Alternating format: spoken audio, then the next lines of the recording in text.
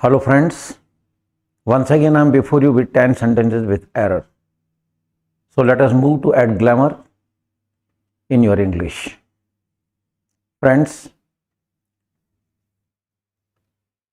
First sentence आपके सामने है, जस्ट आउटसाइड द रूइंस, कोई खंडहर है. Just outside the ruins are a castle which is surrounded by high walls, tall trees. Once again I'll go through it. Just outside the ruins are a castle which is surrounded by high walls, tall trees.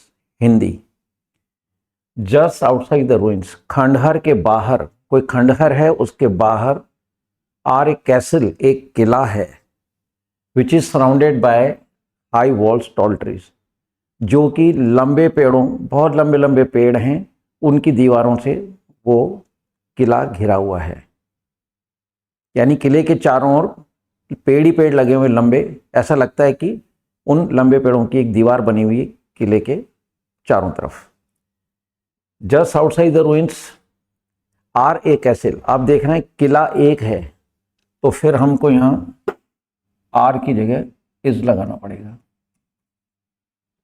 ये हिंदी के sense पर depend करता है, क्योंकि castle किला एक है, तो definitely we need singular helping verb. So deleting R we have to insert is. Now the sentence is right. So right sentence is, just outside the ruins is a castle which is surrounded by high walls, tall trees.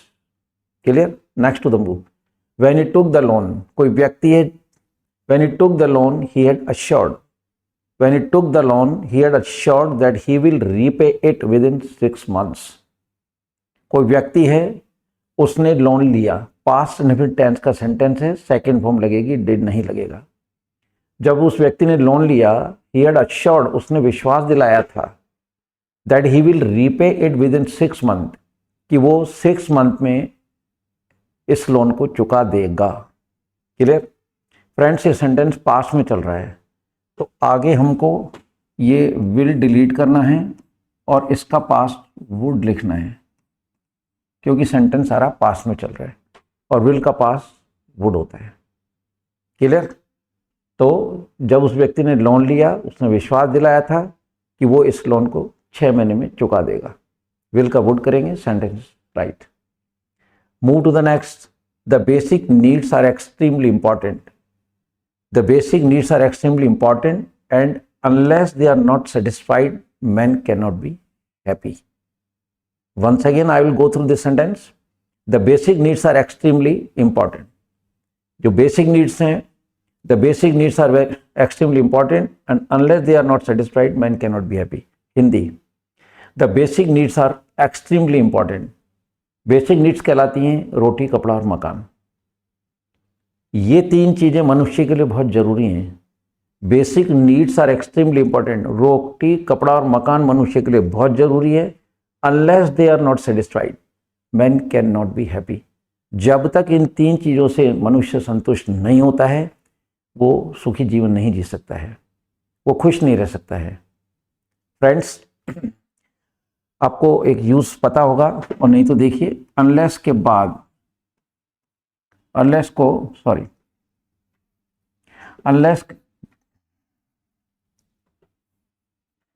Unless के बाद जो sentence आता है उसमें not कभी नहीं आता है, क्योंकि अनलेस खुद नेगेटिव है.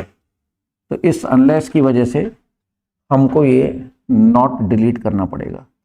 Reason behind unless itself is negative. मैंने पिछली वीडियो में बोला था, कुछ ऐसे शब्द हैं जैसे lest should, no sooner, hardly add, until, unless, no one, nobody, none, nothing, no other, neither nor, too. ये कुछ ऐसे शब्द हैं जो ऑलरेडी नेगेटिव हैं. जब इनका आप यूज़ करें at the time of speaking और drafting, never use not with this words whatever I uttered. इनके साथ नॉट का प्रयोग ना करें, because already these words are negative. तो यहाँ अनलेस आ रहा है, ठीक है, और आगे नॉट आ रहा है. अनलेस के साथ नॉट नहीं आएगा, ठीक है, तो हमने नॉट को डिलीट कर दिया. Now the sentence is right. Concept क्या है? अनलेस खुद नेगेटिव है तो अनलेस वाले सेंटेंस में कभी भी नॉट आ जाता है, उसे आप हटा दीजिए। और जो शब्द मैंने अभी बोले हैं उनको भी आप बार बार सुने, keep in the mind. So when ever you get any word out of the words what I uttered just now, and if the not word not is with them, जो शब्द मैंने बोले उनके साथ अगर नॉट आता है, नॉट हटा दीजिए, सेंटेंस राइट हो जाएगा। अगर नॉट आ रहा है तो फिर ये नेगेटिव बिकम्स पॉजिटिव, तो डबल नेगेटिव हो जाएगा, ये सेंस चेंज हो जाएगा। तो the right sentence is the basic needs are extremely important and unless they are satisfied man can not be happy. क्योंकि अनलेस के अंदर जब तक नहीं वर्ड अनलेस में आ चुका है। So deleting not sentence is right. Move to the next. It is Bible that is called the holy books of Christians. It is Bible that is called the holy books of Christians. कहता है ये Bible है जो ईसाई लोगों का ग्रंथ है। It is the Bible that is called the holy books. कहता है बाइबल जो है ईसाई लोगों का एक धार्मिक ग्रंथ है। क्लियर? बाइबल जैसा कि आप जानते हैं, आपने पढ़ा भी होगा कि जितने भी ग्रंथ हैं उनके नाम के पहले आर्टिकल द का यूज किया जाता है। तो we have to insert the before Bible. कोई भी ग्रंथ हो उसके पहले द लगाया जाता है, ये आपको पता भी होगा, तो आप बाइबल के पहले द लगा दीजिए। Move to the next. जजेस of the high court sit to decide the cases that are not settled by the lower courts. Once again, the जजेस of the high court, the judges of the high court sit to decide the cases that are not settled by the lower courts. High court के जज बैठते हैं decide करने के लिए उन cases को जो लोअर कोर्ट के द्वारा सेटल नहीं किए जाते हैं। हिंदी सुनिए। हाई कोर्ट के जज डिसाइड करने के लिए बैठते हैं उन केसेस को that are not settled by lower courts, जो लोअर कोर्ट के द्वारा सेटल नहीं हो पाते हैं। हमारा इशारा है हाई कोर्ट के जजेस की तरफ, और जब कभी हम किसी चीज़ की तरफ इशारा करते हैं हम उसको स्पेसिफाई कर रहे हैं, डेफिनेट कर रहे हैं। इसलिए यहाँ जजेस से पहले अपने को द आर्टिकल इंसर्ट करना पड़ेगा, बिकॉज हम लोग है ना हाई कोर्ट के जजेस की तरफ इशारा कर रहे हैं। तो now the sentence is the जजेस of the high court sit to decide the cases that are not settled by the lower courts. Clear? तो जजेस के आगे आप द लगा देंगे, सेंटेंस राइट हो जाएगा। नेक्स्ट सेंटेंस आता है the great charm that a lady has in her is the fair colour and beautiful face. Once again, the great charm that a lady has in her, right? क्या है वो? The fair colour and beautiful face. Hindi, the great charm that a lady has. नारी के अंदर जो सबसे सुंदर चीज होती है, चार्म मतलब जो अट्रैक्शन करने वाली चीज होती है, वो क्या है? In her is the fair colour and beautiful face, है ना? लोग नारी के अंदर, है ना, गोरा कलर देखते हैं और उसका चेहरा सुंदर देखना चाहते हैं। क्लियर? ये सेंटेंस कह रहा है। तो the great charm that a lady has, कोई लेडी है उसका रंग गोरा होना चाहिए, सुंदर मतलब फेस उसका सुंदर होना चाहिए, ये चीज़ मतलब लोगों को अट्रैक्ट करती है। ठीक है? तो यहाँ हमें फेयर के पहले द आर्टिकल डिलीट करना पड़ेगा, क्योंकि फेयर कलर एक निश्चित कलर नहीं है। गोरे लोग बिठा दो, उनके मतलब जो कलर में वेरिएशन आएगा। तो we do not have a particular colour कि इसको गोरा कहेंगे, तो गोरे में कई तरह के शेड हो जाते हैं, है ना? कोई भी कलर है उसमें बहुत सारे शेड्स होते हैं। तो इसी तरह गोरा जो शब्द है वो एक पर्टिकुलर स्किन नहीं है, एक पर्टिकुलर कलर की स्किन नहीं है। तो we have to remove the before fair. Clear? तो the great charm that a lady has, है ना, कि नारी के अंदर जो सबसे सुंदर चीज मानी जाती है वो है उसका कलर और सुंदर चेहरा। So deleting the sentence is right, है ना? नेक्स्ट आता है UP is not so productive in rice. UP चावल के क्षेत्र में इतना पैदावार नहीं करता है एज द डेक्कन, जितना दक्षिण हमारे देश में, भारत में यूपी में चावल इतना पैदा नहीं होता है जितना दक्षिण में। ये हिंदी है इसकी। Clear? UP is not so productive in rice as the Deccan in India. Clear? यहाँ यूपी के पहले हमको आर्टिकल द लगाना पड़ेगा। रीजन देखिए, गांव, कस्बा, शहर, देश, विदेश, जिला, राज्य, इनके नाम के पहले आर्टिकल नहीं लगते, कुछ को छोड़ के। कुछ में आता है USA, USSR, UNO, UK, West Indies, Punjab, UP. UP के पहले आपको द लगाना है, ठीक है। आप कहेंगे कि जब गांव, कस्बा, शहर, जिला, देश विदेश इनके आगे नहीं लगता है तो फिर इनके आगे क्यों लग रहा है? तो बुक्स में जो मैंने पढ़ा है वो ये है कि ये यूनाइटेड स्टेट्स हैं, तो यूनाइटेड जहाँ वर्ड लगता है उनके पहले फिर हमको आर्टिकल द लगाना पड़ता है। वेस्ट इंडीज अलग अलग टापुओं में बसा हुआ है, वहाँ यू तो नहीं आ रहा है, लेकिन as you know well that West Indies different टापुओं में बसा हुआ है, but the central government is same, right. Punjab जो है पहले एक राज्य था, अब वो बढ़ चुका है, इसलिए पंजाब के पहले द लगता है। यूपी की फुल फॉर्म भी मैंने कहीं पढ़ी थी, यूनाइटेड प्रोविंसेस, संगठित मतलब रियासतें थी पहले, आजकल हम उसको मतलब उत्तर प्रदेश कहते हैं, पर मैंने कहीं पढ़ा था। तो यूपी की फुल फॉर्म, चलिए हो सकता है कि अधिकतर लोगों को मालूम ना हो, मैंने पढ़ा हो वो सही हो, तो यूपी के पहले आपको द लगाना है। Now the sun is right, so we have to insert the article before UP. तो जब कभी USA, USSR, UNO, UK, West Indies, Punjab, Uttar Pradesh आ जाए, इनके आगे आपको द आर्टिकल लगाना है। Clear? Next, Rani has not been coming to school. Rani school नहीं आ रही है फ्रॉम द लास्ट 3 days, पिछले 3 दिनों से। फिर देखिए, Rani has not been coming to school from the last 3 days। Rani has not been coming to school from the last 3 days, पिछले 3 दिन से रानी स्कूल नहीं आ रही है। क्लियर? देखिए स्टूडेंट, ये sentence present perfect continuous tense का है और उसमें सिंस और फॉर का यूज किया जाता है।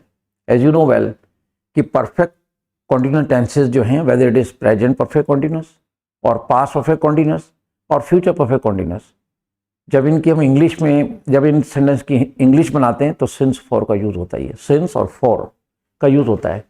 और सुनो, जब द लास्ट आता है तो उसके पहले फ्रॉम नहीं आएगा, हमको लगाना पड़ेगा फॉर,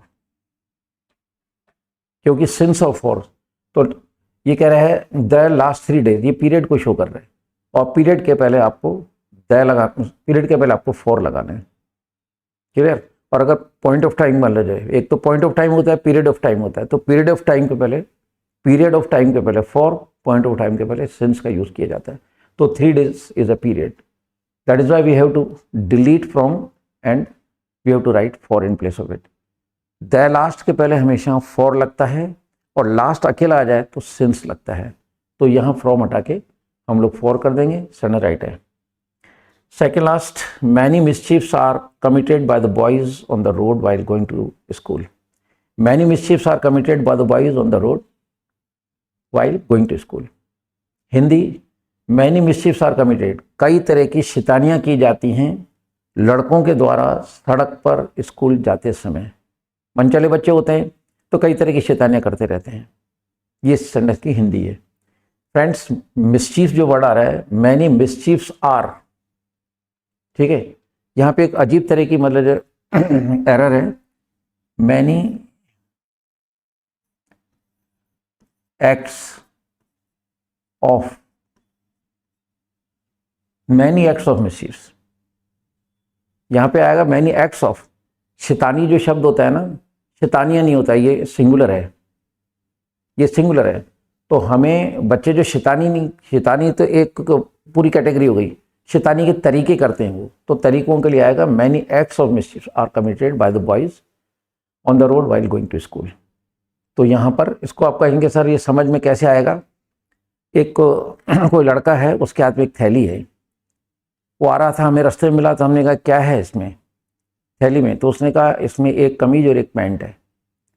मैंने कहा दिखाओ, तो उसने थैली में से वो निकाल के जो मुझे दिखाया, तो वो उसने कहा कि सर एक कमीज लाया हूँ और एक पैंट लाया हूँ। तो वास्तव में वो एक कमीज नहीं थी, वो बिना सिला कपड़ा था। तो कपड़े का कमीज के लिए एक टुकड़ा है, पैंट के लिए भी कपड़े का एक टुकड़ा है, सिलने के बाद वो शर्ट और पैंट कहलाएगा। पर बोलने में ऐसा ही आ जाता है, क्या है बैग में तुम्हारे? कि सर वो कपड़े लाया हूँ। क्या लाए? वो एक पैंट लाया, एक शर्ट लाया हूँ। पर वो पैंट शर्ट नहीं होता, वो शर्ट के कपड़े का एक टुकड़ा होता है, पैंट के शर्ट का एक टुकड़ा होता है। तो उसी तरह से यहाँ पे शैतानी जो होती है ना, उसका एक रूप होता है। तो जैसे कपड़े का वो पैंट शर्ट नहीं है, मेरी बात समझ रहे होंगे, वो शर्ट का जो कपड़ा है उसका एक टुकड़ा है, पैंट का जो कपड़ा है उसका एक टुकड़ा है, जितनी इसको रिक्वायरमेंट होती है वो लाया है, पर एक्चुअल में पैंट शर्ट नहीं है। तो इसी तरह शैतानी जो होती है ना, वो तो एक समझ लो जाति का नाम है, पर शैतानी के तरीके हैं बहुत सारे। तो यहाँ पे अपन को लगाना पड़ेगा many acts of mischiefs. Clear? And the very last sentence before you, in this wide world there are many peoples. कहता है इस बहुत बड़ी दुनिया में बहुत सारे लोग हैं who are dishonest and lazy. इस दुनिया में बहुत सारे ऐसे लोग हैं जो बेईमान हैं और सुस्त हैं। Right? In this wide world there are many peoples who are dishonest and lazy. Friends, आपको अच्छी तरह पता होगा कि पीपल खुद प्लूरल है, तो पीपल में से आपको एस हटाना पड़ेगा। एस को डिलीट कर दीजिए, ये पीपल वर्ड होता है ना कि people. So deleting this S from this sentence we will get the right sentence. Friends, I hope so you might be enjoying this programme of error spotting, है ना। आप इसे 2-3 बार रोज सुने ताकि आपकी नॉलेज बढ़ती जाए, और plus whenever you start speaking or drafting somewhat, that time you may never make this type of mistakes. ऐसी गलती ना कर सकें आप, ठीक है। तो इनको आप एंजॉय कर रहे होंगे। हर रोज मैं आपके सामने 10 सेंटेंस ला रहा हूँ। So with this words, good by two all of you. जय हिंद।